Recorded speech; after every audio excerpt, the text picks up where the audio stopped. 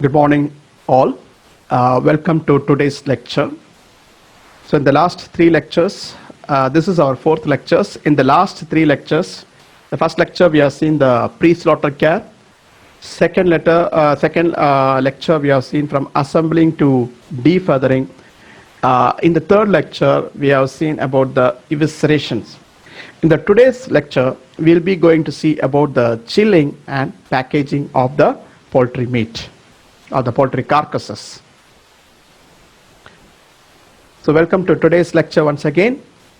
So it is from the evisceration to the from the chilling to the from the evisceration to the packaging. Evisceration we have completed. So today we are going to see mainly the chilling to packaging we are going to see.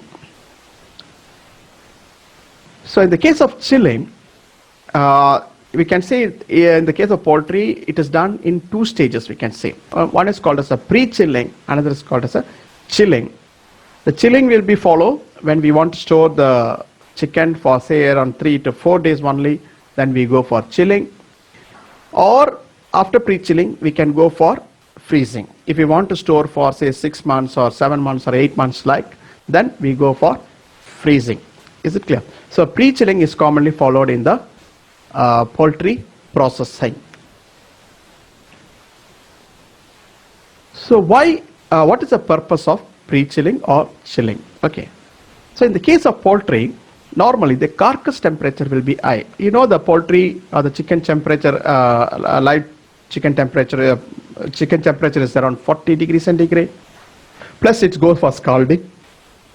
So naturally it is going to increase the temperature of the carcasses. So at that very high temperature, say around the temperature will be after scalding, the temperature will be around 42 or 38 to 42 degrees centigrade you can expect. Okay. So at the very high temperature, naturally the multiplication of the microbes will be faster. So it can lead to the spoilage, or the microbes can produce certain or it can lead to certain food poisoning. So we have to reduce the microbial growth or slow down the microbial growth. Okay. For that only we do the chilling. So so the purpose of chilling is to decrease the microbial growth. Next, naturally it will increase the food safety. So when the microbial load is there, the spoilage rate will be slower. So we will have more time for marketing. So that is the purpose of chilling. And there is a regulations. So the regulations says that the carcass temperature of the poultry after slaughtering, that is after you bleed the animal, when the birds die, within 4 hours, the carcass temperature should be reduced to 4 degrees centigrade. In the case of chicken I am talking. In the case of turkey, we have to reduce the temperature of the carcass or the core temperature of the turkey carcass to 4 degrees centigrade within 8 hours of slaughtering. So that is the regulations that we have to follow. So coming to the first stage of low temperature of preservation or chilling is the pre-chilling. So what is the purpose of pre-chilling, or why we go for pre-chilling? The main issues in the poultry is that there's a huge drip loss will be there during the marketing or merchandising. Is it clear? So the fluid that will comes out of the meat or the chicken is more. To compensate that fluid loss, we go for pre-chilling. That is why we go for pre-chilling. One of the main reasons why we go for pre-chilling. So during the pre-chilling, what happens is it helps in the absorption of moisture. The more water can be absorbed into the skin, into the muscle. That is why we go for pre-chilling. So another reason it's help in washing also. So it contains a lot of organic materials, the dirts and other things. That is also washed during the pre-chilling. And third is that is chilling to reduce the temperature, so the microbial growth can be slowed down. So why it is allowed? That's what I told, to compensate the moisture lost during marketing. So what is the temperature of the pre-chiller tuff or the water that we used for pre-chilling? Normally, the temperature of the water is 7 to 12 degrees centigrade, and the poultry carcasses is kept in this water for 10 to 20 minutes. Will keep in this water. So why there is an absorption of water, and what is the principle behind the absorption of water? Okay. So at that temperature, that is around, you know that the carcass entry temperature will be around 38 to 41 degrees centigrade. That is what we have seen after scalding. The temperature of the poultry carcass is around 38 to 42 degrees centigrade. During our research in our meat technology unit of KWAS, we have seen that the temperature is around 38 to 42 degrees centigrade after scalding. So at this temperature, the skin will be more, the skin lipids will be more fluid in nature, and the pores will be more open, so it can absorb, so the water will get absorbed through the pores, and the water can penetrate the skin to the lipids because they are more fluid, still quite fluid in nature like. Okay, so the water will penetrate through the skin, and it will be there in the muscles and the skin. And if you see what is the rate of absorption of water in different components, we can say in the different components of the carcass, the rate of absorptions, or where the water is more absorbed, is in the skin, then it is followed by the muscles, then bones, then the fatty tissue. So if the carcass is containing more of fat, the absorption of water will be very minimum. Okay. So if the carcass is high in fat, the absorption of water will be less. So we have seen that the entrance temperature of the carcass, that is carcass temperature, will be around 38 degrees centigrade. So I told at this temperature, the skin pores will be open because the skin will be more fluid in nature. Through that pores, the water will be entering, and it will also absorb in the muscles, bones, and fatty tissues. But the absorption is very less in the case of fatty tissues. So when the carcass comes out of this pre-chiller, okay, it will be approximately, it will be around 30 to 35 degree centigrade. Average, I'm telling, it will be around 30 to 35 degree. So once it comes out, at this stage it has absorbed the water. Then it will be followed by the chilling. So once we chill it out, what happens is we are subjecting to a low temperature. At that low temperature, the fat will, or the pores will get closed. So the water will not come out. That is how the water is absorbed. So when you are reducing the temperature, that is why in the case of poultry, the rapid chilling is not followed. So we go with two stages, like first we go with the pre-chilling, then it will be followed by the chilling processes, so that the water will be absorbed more. Okay, that is the advantage. And what are the other things that we can do in the pre-chiller is that, okay, what is the quantity of water that can be absorbed is another question we can come. See, here, after putting in this pre-chiller tank, the maximum amount of water that can be absorbed is 12%. Okay, so let us assume that total carcasses is 100 kg. So suppose the 100 kg is the carcass weight, total carcass weight I'm telling. Okay, of say around 50 chickens. Like, okay, when it comes out is when you put in is 100 is the carcass weight. So when it comes out of this chamber, it should be maximum 112 when it is followed by the draining. So then we are taking out and put the carcasses for draining. Then we can go up to 112 degrees and 112 kgs. Like that is 12% increase you can allow. But if you are not draining, means then the 8%. So suppose the total carcass of the 50 carcass is around 100 kgs, and you are directly going for packaging, means directly you are going for further chilling, means then it can go up to 108 kg. I hope it has understood. Okay, that is what the legally it is allowed like. Okay, and why we go for this? To compensate the moisture loss during marketing, because in poultry the drip is more. So pre-chilling you can see here. Okay, regulation I told you, this is a pre-chiller we can see, or the screw chillers we can see here. So in this chiller only it will be chilled like. So 12% if packed in a drainable container. So after when it comes out, suppose say the total carcass, say we are putting some 50 carcass, means when it comes out 50 carcass, the net weight is around say 100 kg. So when it comes out of the chamber, that weight of the 50 50 chicken carcass can be go up to 112 kgs. Okay, 12% if you are putting in the drainable container. So we are put in a drainable drums will be putting, and it allow the water to drain out. If you are not putting that, only directly if you are going for packaging and then we are going for chilling, means only 8% is allowed. The next is the disinfectants that we can use in the pre-chiller. So I talked about this in the last lecture. So in India, we can use the chlorine. In US also they are using the chlorine. Chlorine can be used as a disinfectants in this. So you know that if microorganism is present, microorganism is a good indicator.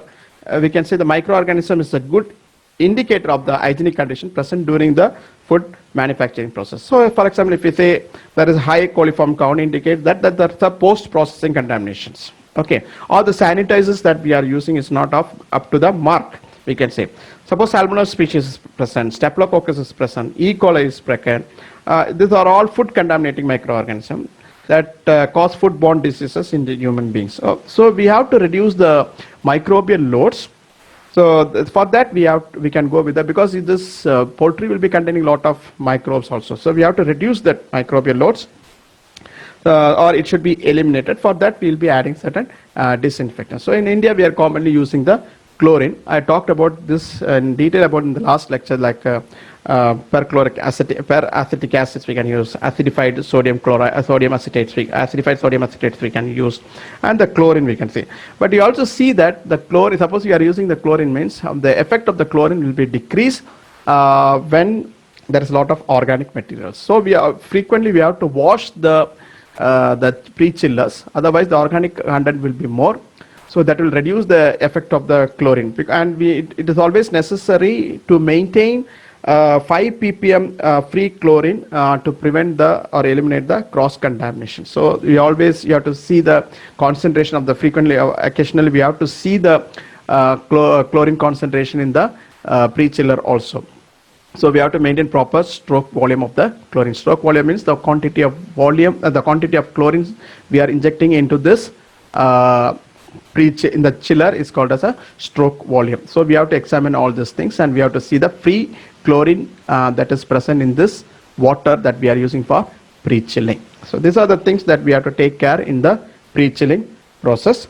And another thing is chlorine is also very effective in slight acidic pH, say around 6.5. Okay, so if the pH is more, then you can add some quantity of citric acids can be added, so that the pH can be reduced, so the efficiency of the chlorine action can be increased. And always see that the organic matter is reduced. So you have to clean it frequently, and if there is any dirt and other things is also should be removed frequently, so that the effect of the chlorine will be better. These are the precautions that we have to follow during the pre-chilling.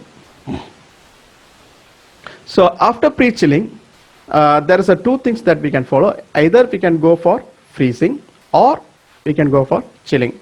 So when we have to follow chilling and when we have to go for freezing. Suppose I want to store my poultry carcasses only for say 3 or 4 days maximum. Okay, we recommend only 3 days in the refrigeration storage, or 4 days. Okay, or if you are going with modified packaging and other things, we can store it for more, or vacuum packaging, we can store it for more days. But if you want to store for months together, then we recommend go for freezing. Okay, because as the lower temperature we go, the energy consumption will be more, the cost of storing will also be more. So suppose I feel that I can store it within a short duration, say 3 or 4 days or 5 days, then we can, chilling is recommended. And the people also want the fresh chilled meat than going for a frozen meat. So there are different methods of chilling. One is called as a immersion chilling. Another is called as evaporation air chilling and air chilling. Okay, so let's see one by one. Immersion chilling, evaporation air chilling, and air chilling. So here the immersion chilling, that is a screw chiller or the spin chiller we'll be using. So this is the oldest method and this is the cheapest method, I can say. So here it's the oldest method, and still it is followed in most of the commercial poultry processing unit. It's a fast chilling in compact space. The space required is also very less. So here we can see this chiller is equipped with screw paddles. Okay, there will be screw paddles will be there, and airflow agitator will also be there. Okay, we give an airflow agitator will also be there. I will be talking about this. Normally the size is around 1 point, or the width is around 1.6 to 2.1 meter wide will be the width of this thing, and the length depends upon the or it is customized. Okay, it depends upon the number of birds that we process. Okay, it depends. So it is a customized, and it is equipped with the agitation systems. Why we require agitation system is that if the water is not agitated, the water containing or the water around the surface would become warm, and it will reach a thermal equilibrium point will be reached, and there will be no proper exchange of heat will be taking place. I hope you understood. So the carcass will be there. After some time you find that water around the carcass will be same to that of the water. So there is no exchange. Thermal equilibrium, once you attain the thermal equilibrium, the temperature, there will be no transfer of heat will not be there. So for that only we need the agitator. And the screw chiller, the screw, the what I call as the paddles. Okay, the screw or the paddles, the screw paddles or the screw blade bush, the speed of this can be adjusted. Okay, this bush can be adjusted. So birds here, what is the principle here is the birds are fed into the tubs which is filled with water. We can use either the chilled water or the tap water, we can use it.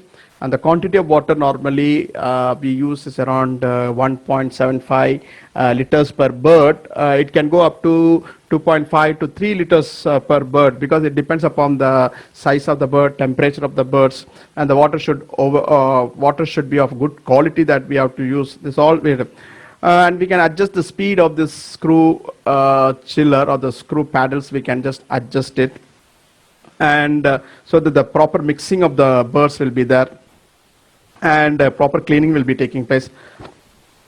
Apart from that, I told about the agitators. So the constant blowing of the agitators means we'll be just pumping the air inside this thing. So the constant blowing air into the bottom area help in good mixing of the water, and even cooling of the birds can be done by using the agitators. So normally the system that is followed is counter current immersion chilling that is commonly followed. So this is how it goes like. The water will be moving in one direction. So you can see from this is, suppose this is the entry for the water, the cold water, the temperature will be around 1 degree centigrade. So when it comes out, the water at the bottom, if you see the temperature at this end exit, you can see it will be around 4 degrees centigrade. So water will be moving in one direction, and the birds will be moving in the other direction. So I suppose 35 or 38 after pre-chilling, then when it goes for further chilling means the carcass temperature will be around 35 to 38 degrees centigrade.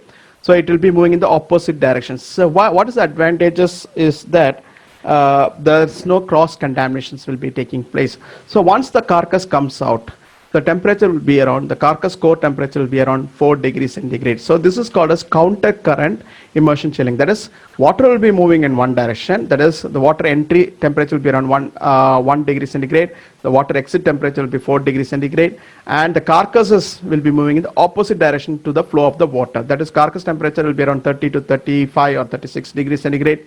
And when the carcass comes out, the temperature will be around less than 4 degrees centigrade. So it takes around 45 minutes to 60 minutes, or even can go up to 1.5 hours. So it depends upon the system, the agitations working. So all this will determine the time. You have to keep it in this chamber or in this tub like. Okay, but we have to see that when the carcass comes out, the temperature is less than 4 degree or less than that should be the temperature. So next is the air chilling. So in the air chilling, so what is happening is that this is normally followed in the European countries, but in India and in USA we are just still following the immersion chilling, or we'll go with the immersion chilling followed by the air chilling. It depends. Okay. So what is the temperature that we use in the air chilling is normally around minus 7 to 2 degrees centigrade will be the temperature of this tunnel like. Okay. Here the carcass are hung by the shackles. The carcass are hung by the in the shackles and move through the cooler with a rapid moving air. So the high speed air will be blown, which is maintained around minus 7 to 2 degrees centigrade, will be circulating in this room. So the carcass will be shackled like this, and and it will be moving.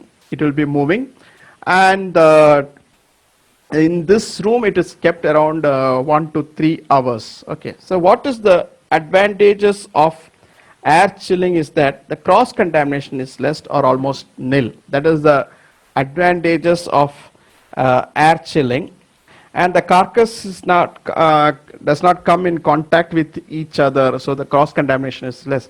But what is the disadvantage is that the efficiency is less compared to that of air chilling. The rate of chilling is less compared to that of immersion chilling, I can say. And there is some evaporation loss is also there, 2 to 3%, because there will be drying. The moisture will be lost from the surface. Because here there is a high speed air is blowing. So normally there will be evaporation loss will be there, which is around 2 to 3%. And some flavor changes will also be there. Because when you blow the cold air, what happens is we are incorporating more oxygen to that. Okay, and you know there's carcasses, the poultry is containing a lot of unsaturated fatty acids, so there's a chance for oxidations to may take place. Okay, so that can lead to some flavor changes. So this is what happening in the air chilling. Then this is followed by the air chilling. The spray chilling or evaporation chilling. Here the cold air is blown across the surface of the carcass. As we have seen here, the cold air will be blown across the surface of the carcasses, and intermittently we will be spraying the with cold water. Okay, so this is a system of the sprayer, we can say. This will be intermittently, it will be spraying the cold water on the carcasses. So advantage is this, that in the case of, we have seen here, in the case of air chilling, there is evaporation losses more, around 2 to 3%. So when you go with a very huge production, the loss will be a very huge loss. Okay, to prevent that only, we are going with this intermittent spraying also is done. So what is the advantage of this system is that evaporation loss can be reduced. Next is the skin, the drying out of the skins can be prevented. Okay, and it also more efficient than air chilling, but it is intermittent between that of the immersion chilling and the air chilling.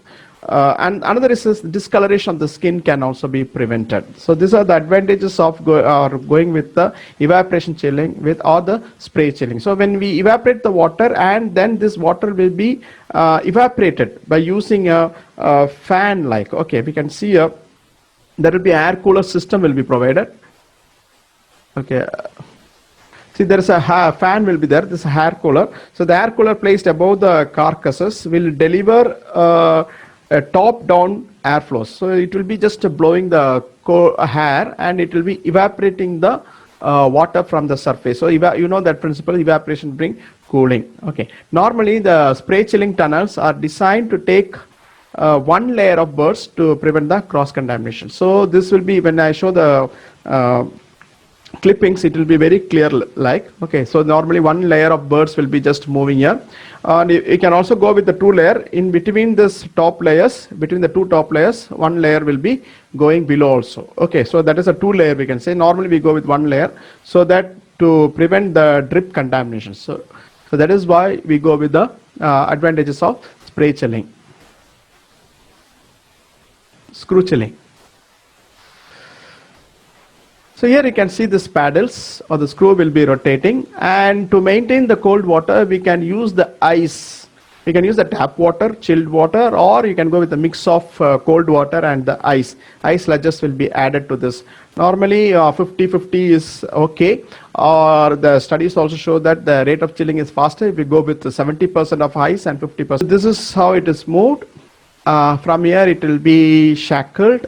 So you can see it will be shackled, and it is going in the rail system. So this is about the screw chiller or the spin chiller. It's a air chilling. So the temperature is maintained around -7 to 2 degrees centigrade, and the carcass will be held in this tunnel for around 1 to 3 hours, and the cold air will be blown. The disadvantages is that the efficiency compared to that of water chilling is less. This is commonly followed in Europe, but the advantage is that cross contaminations can be reduced. And there's also some off flavors may be developed because we are blowing the cold air, so naturally the oxygen supply will be more. So, and this is containing a lot of, the poultry is containing a lot of unsaturated fatty acids, so the oxidations of the fats can give some hop flavor. So this is about air chilling. So next. So this is inline immersion chiller. So what is the advantages? This is again, the carcass will be moving in the cold water or the iced water, it will be moving. So this is online it will be taking place, not like in the screw chiller. So in the screw chiller we have to load it and unload it. So here it is online only. So this is called as an inline immersion chiller. So it is just moving. So there is even we go with the combination of immersion chilling followed by the air chilling also. So the rate of chilling can be faster. Spray chilling or the evaporation chilling. So here the cold air is blown. Along with that, we'll be spraying the chilled water on the carcasses, and then we allow it to evaporate. Okay. So here the cold air is blown from the top from the top down. The cold air will be blown, and the moisture that we are spraying, it will be evaporated. So the evaporation bring cooling. So that is the principle behind this spray chilling or the evaporation chilling. Here the evaporation loss is less compared to that of the air chilling alone.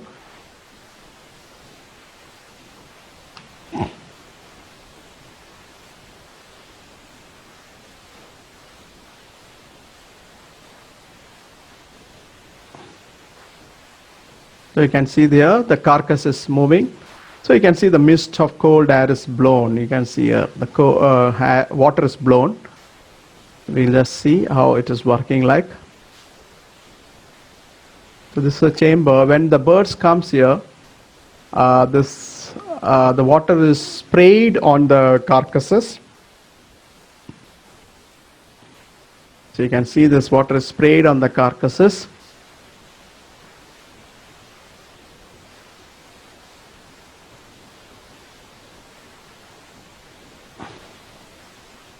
So you can see here the bird is then, after the evaporation chilling, it is going for sorting or the grading. So based on the weight, it will be sorted out.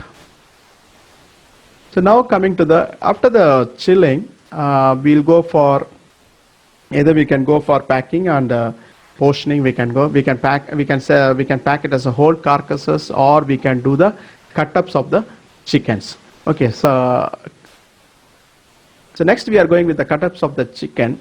So we can see the different, we can pack the chicken as a whole chicken, we can pack, or we can do the cut-ups and we can sell it out. So let's see how the different cut-ups are done like.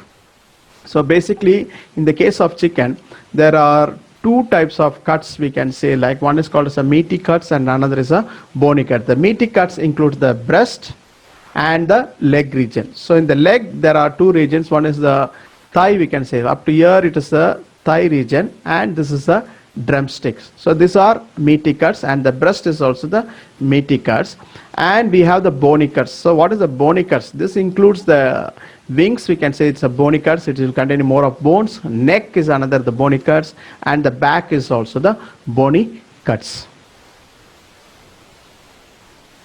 So if you see the cut up parts, neck will be normally, we say giblets. Now the neck is also included in the giblets. Normally the giblets we say that heart, liver and gizzards. Now the neck is also included in the giblets. So neck will be around 3.5 to 4.1%. So the male birds means it will have more percentage. Wings is around 13.3 to 13.6 percentage. Leg, that is include the drumstick and the thigh. You can see this drumstick and the thigh together, it's called as a leg. This is the most meaty cut, we can say the highest proportion is the leg is the highest proportion. Then it is followed by the breast. Breast is around 25 to 26%, and the back is around 17 to 16.5%. So the giblets, heart, liver, and gizzard, this together will come around 3.5 to 4% of the carcass, and the bone, if you take, it will be around 34%. The skin is around 14%, we can say, and the meat that we can get is around 52%. So that will be normally the processing loss is around 2 to 2.25 or 2.5% is the normal processing. It depends upon whether you are going with the manual processing or the automation. Okay, automation means the loss will be less compared to manual processing. So this is about the cut-ups. So this is the portioning mission, we can say this. In India, we have certain companies are producing, like R&D is one company which is a pioneer in India, which is producing these types of missions. And we have the deboning cones, we can see. So you can put the carcass on this and we can do the deboning. This is called as a cone deboning cone line, we can say. Deboning, this is called cones. On this we can put the back on this, and we can put it on this, and we can do the cutting. So okay, these are called as a deboning cones, we can say.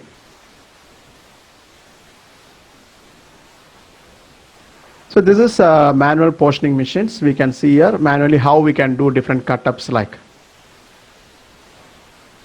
So this is the product of R&D. Pune is one of the company that is producing this poultry equipments, processing equipments.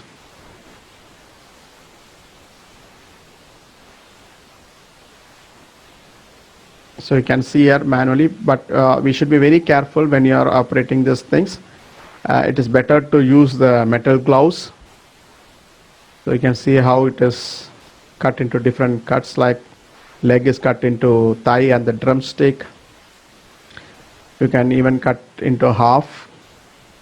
So in the meat technology unit of Kevasu, we are also having this unit. We go with the portioning normally, or we do the halving of the carcasses.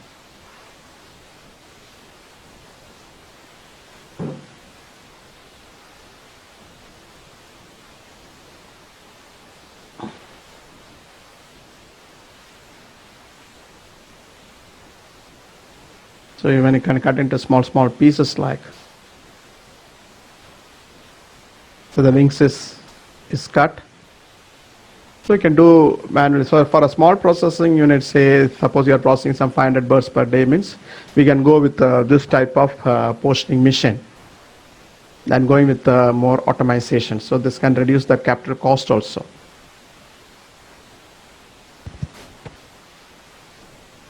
And we have also the curry cut machines also, which can cut into small pieces. Just you put the carcass in that one, it will be getting cut into small pieces, which can be used as a curry cuts.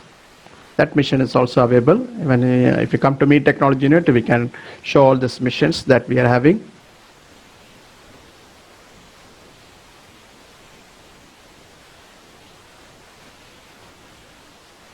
Now coming to the after cutting, after portioning, we can go for packaging. So as I already told you, we'll be doing packaging as the whole carcass. We can do the packaging, or we can go with you do the cut-ups and you can do the packaging. Okay. So packaging methods, there are different methods of packaging. We'll see here. This is called as a tray with overwraps. So here we'll be using a tray and it will be covered with an overwrap. So that is what is called as a tray with overwraps. We'll be using normally we'll using the polystyrene foam trays, we can use this, or a clear plastic trays. Then it will be overwrapped with a transparent films. So in the bottom, we'll keep some blotters, because you know, as I already told you, in the case of poultry, the drip loss will be more. So we use a blotters, or the pad will be used. An absorbent pad is usually placed under the meat surface to absorb the fluid that comes out of the carcass or the cut-ups. Okay. The pad is comprised of absorbent materials such as it will contain cellulose, sometimes it is made up of paper also. Okay, what is the advantage of using the pad is that it will absorb the excessive meat juice that accumulation, so it gives a good appearance like. Otherwise you can find lot of fluid is accumulating and it will not give a consumer appeal will not be there. So this is called as a tray with overwrap, one system of packaging. Again, during the packaging classes I will talk about this in detail. So just you remember this, for the poultry we can use tray with overwraps, we can one system that we can follow. So next is string packaging. String packaging means, see, this is a counter tight packaging, you can say here. Okay, counter tight package used for large, say, poultry. We can use this because uneven cuts, uneven surfaces it will be. So this will form and go from counter tight. Okay, used. So they are generally recommended for storage under frozen conditions. So if you want to do the freezing, then this string packaging can be followed like. So this is called as a string packaging. We'll be used the heat, we'll be just putting the cover inside a cover, we'll be putting which is heat shrinkable, like certain packaging material like PVC. It is made up of PVC or PVDC, polypropylene. Such materials are used, or rubber hydrochloride materials are used.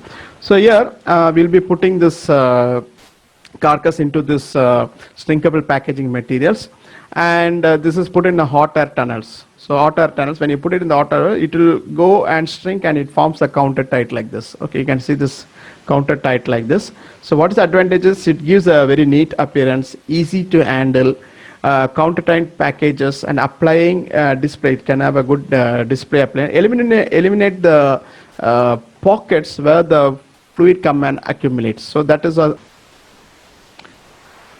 So after doing the packaging, we can also go with map packaging also. That is, map packaging means we using certain modified atmospheric packagings. Normally we will be using this carbon dioxide. So okay, we'll be flushing with carbon dioxide and nitrogen we can flush. So inside we are just modifying the air inside the, so we'll be using a particular laminates packaging is used.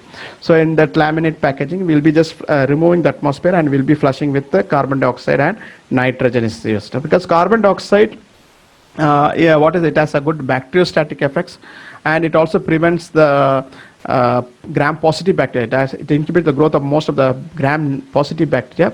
It will help to prevent the it retards the growth of the psychotropes, which grows in the very low temperature. And its effect is seen, the bacteriostatic effect is seen at a 26% concentration of carbon dioxide in air, which has a very good bacteriostatic effects. Normally we go up to, we can go up to 35%, not beyond that one. Okay, the carbon dioxide that we use is 35% because it is more water soluble, and it is generally water soluble and lipid soluble. So if you are putting more carbon dioxide, what happens, there's a shrinkage of the package, the package will collapse like. So we add around 30 to 35%, and the rest of the gas will be filled with nitrogen. So that is another packaging system, we can follow that. And after the shrink package, that is for the map packaging, we can say. Then it will be put in, if you are going for the bulk packaging, like, okay, we can put all this in a corrugated box like, which is a laminate. Normally we go with the laminated corrugated boxes, and then it will go for freezing like. Okay, so we can store it for a long durations. So this is a packaging tunnel like. Okay, we'll put the cover here, and the birds will be pushed from here. Okay, the birds will be pushed from here, so it can easily move into this cover. This is called as a packaging tunnels. Again, this can be used. So we'll just see a movie of portioning and packaging.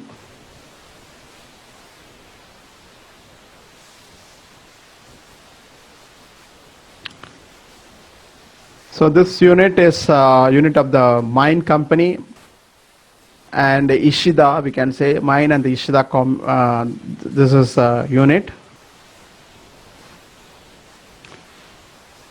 So this is you can see is packaging. Okay, shrink packaging like. So it goes in the hot air tunnel, which is maintained around 90 degrees centigrade. It will be maintained.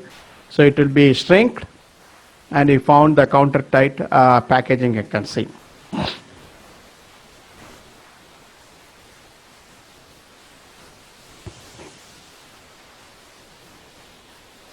So you can see the automatic cutting lines, portioning machines, you can see here. This is highly automated.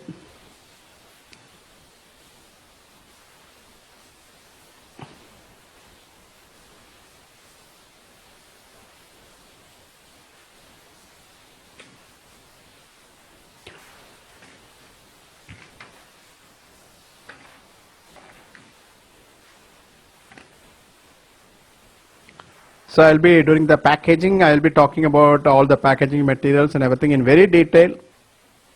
Okay, now you just understand tray with overwrap is one system, shrink packaging is another system we can follow, vacuum packaging is another system we can follow in the poultry packaging, and we can go with the map packaging. So you can see a tray with overwraps.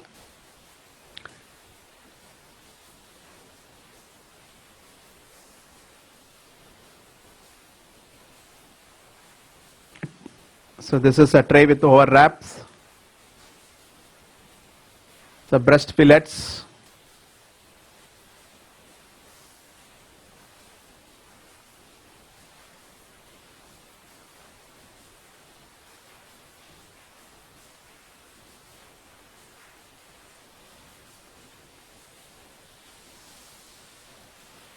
These are more sophisticated or more automation is here. In this units we can see.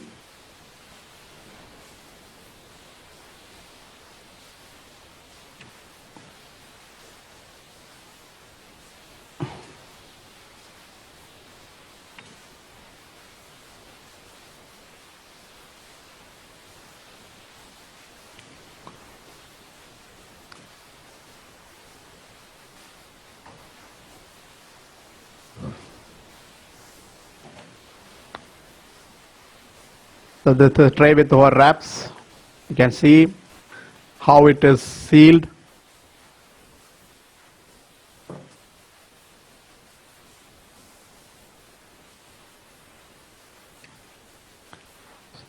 So the giblets, heart, liver and gizzards. So this is a liver, it's going for liver packaging.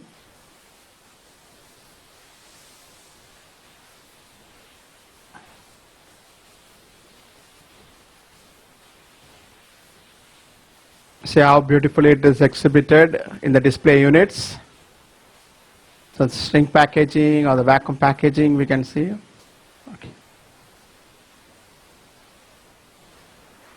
So this is a flow chart. For exam point of view, this is most important. You have to study. So I'll just whatever in these 4 lectures I talked, I consolidated in this flow chart. So you can see here the first is the procurement of the birds and the quality inspection of the live birds will be there. So we'll be transporting that birds. Then it comes to the holding area or the assembling area. From there, here we'll do the antemortem examinations. Okay, antemortem examination can be done in the farm level if possible, or if that is not possible, you can do the antemortem examinations of the live birds. Anyway, you have to do the antemortem examinations in the processing unit also, the condemned birds to be disposed of, and then it goes for assembling of the live birds in the overhead conveyor system. Then it goes for stunning. Either you can follow the gaseous stunning or electrical stunning. We have seen all these things in detail. Then it goes for sticking, or the slaughtering and bleeding will be done. The blood is collected. Then it goes for scalding, different types of scalding. We talked about different types of scalding, and it goes for defeathering.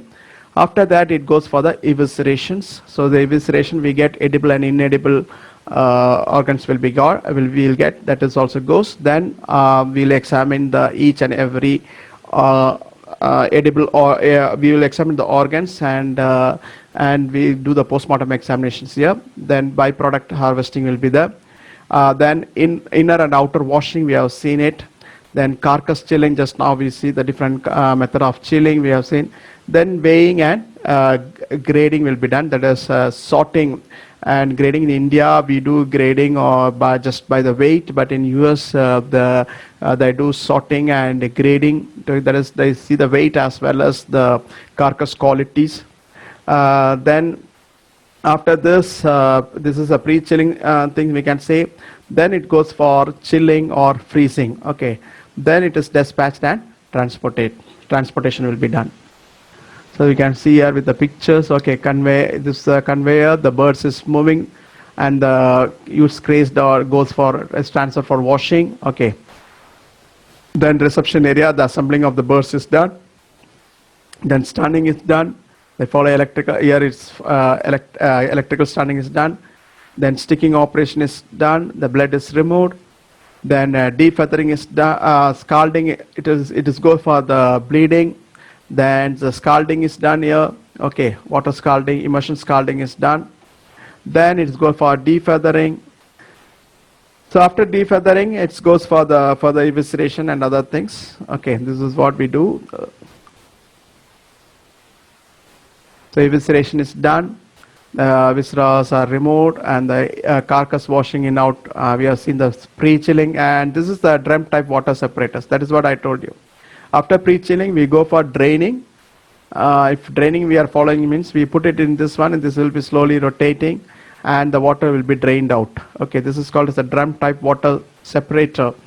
Then it's again pre-chiller from transferring of pre-chilling lines. It's followed. Then it is go for the, we can pack the old carcasses or it goes for portioning or cutting up. It will be done here. So this is the end of this portioning, we can say. So this is a flow diagram how the carcass is moved like. So once the birds comes, it is assembled, then it goes to the killing lines. Okay, killing lines we can see here, it is moves here.